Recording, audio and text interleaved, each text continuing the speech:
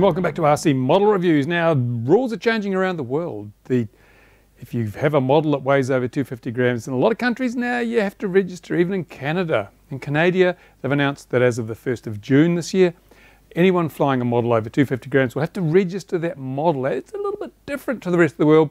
Like the USA, you register yourself and then you put your registration number on the model. So whether you've got one model or 100 models makes no difference. The cost remains the same. However, in Canada, they've decided that you have to register each and every model for the sum of $5. Now, if you're like me and you've got, I don't know, maybe 30, 40 models, it's a pretty sizable chunk of change. Also, it gets quite expensive if you buy a new model and you pay your $5 and you go and fly it and you crash it. Well, do you get a refund? Or can you transfer that registration to another model? I don't know. These are things that are yet to be determined, I think.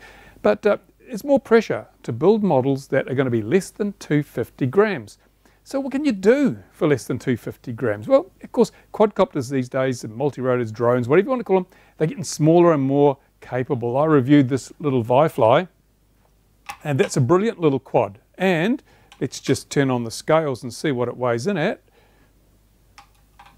Quad itself is only 180, and if you put a 4-cell 650 milliamp battery on it, woohoo! Look at that, 250. I'm sure that if you didn't have the tape on there that I've put on there, it'd be 249 grams. So you wouldn't have to register this, which means you can fly under the radar. And in countries like Canada, the new rule regime means that there are no rules aside from you've got to not endanger people or property. So you can fly this beyond visual line of sight FPV quite legally in Canada, providing you in the process you don't endanger people or property. So this becomes empowering. With a small craft like this, you can actually do things you couldn't do before with the new rule set. So that's great. I'm sure they'll clamp down on that. But this quad would be able to fly beyond visual line of sight and do lots of cool stuff that you can't do with a bigger quad or with a size quad in other countries. So that's quadcopters. Now you've got tiny whoops, you've got all sorts of things. Small quads are becoming really, really impressive. And this one obviously doesn't have an HD recording camera. If you throw a GoPro on there, it's probably going to be really hard to fly and it's not going to be very good. But if you want to get high definition video, well, Runcam and people come to the think this is the little Runcam Split Mini 2. So small, so light, you could replace the camera that is in this thing with the Runcam Split Mini and do a bit of fettling and you'd still get under 250 grams with full HD video. There you go, lots worth thinking about. And as I say, there are a lot of other frames, a lot of other sub 250 gram quadcopters. They're probably not the problem. If you want to fly, hey, you can do it now quite legally without registering. But what if multirotors aren't your bag? What if you're a fixed wing kind of guy, or you like both and you want a low weight or low mass fixed wing machine? Well, I've been working on the long range FPV project using this Bonsai as a bit of a test bed, and I didn't go overboard to try and make this under 250 grams. So as you can see, it's got a pretty big motor. It's a 2304, so that's quite a big motor. I could have put an 1806 on here, would have worked. It'd be much lighter, worked just as well. My GPS is like old school giant GPS, so that's not particularly light either. I've used 9-gram servos when 5-gram servos would have sufficed. I've used very small, lightweight Foxeer camera, which is quite good. But I used the metal bracket. I could have just glued that directly onto there. Underneath, I've got quite a heavy video. If I was going to use this, I would take off the SMA. If I wanted to make it light, take off the SMA connector, wire my antenna directly to the board. Saves a few grams here and there. And then look at all this excess wiring that could be trimmed out, save a bit of weight. And also I could use a smaller, lighter receiver than that. So there's plenty of facility here to trim a lot of weight off this craft. And and I've used core flute wingtips. I could have used foam dipper on the original wingtips.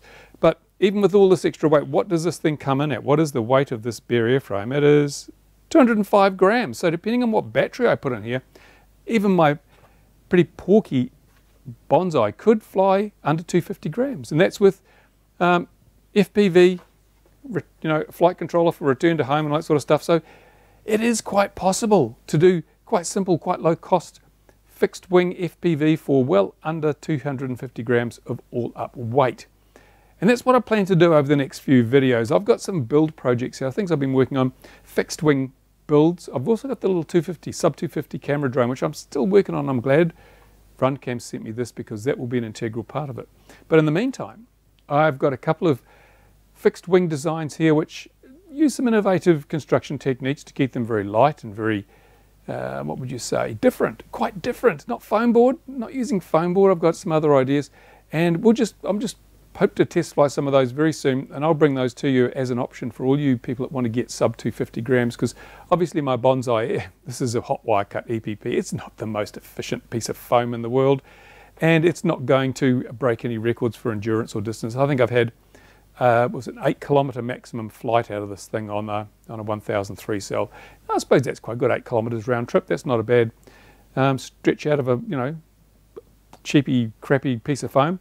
But I'm hoping to get much more than that. I know there are some airframes out there. There's a nano, no, I don't know, is it minis? Anyway, there's a couple of airframes which under 250 grams do have really good endurance. And I'm going to look at if we can do something from scratch to achieve the same result. So stick with me on that one. I'd like to get some feedback too. What do you want to see in terms of sub 250 stuff? I'm just looking at flying wings are easiest because you don't have the extra weight, drag and complexity of a tail and a long fuselage and so forth. So simple flying wings, but slightly different flying wings, more aerodynamic than the ones we're seeing now, and built from different materials, which can keep them very light, make them durable, and give you a lot of flexibility in how you design and the shape that you end up with. So yeah, stick with me, that's coming up pretty soon.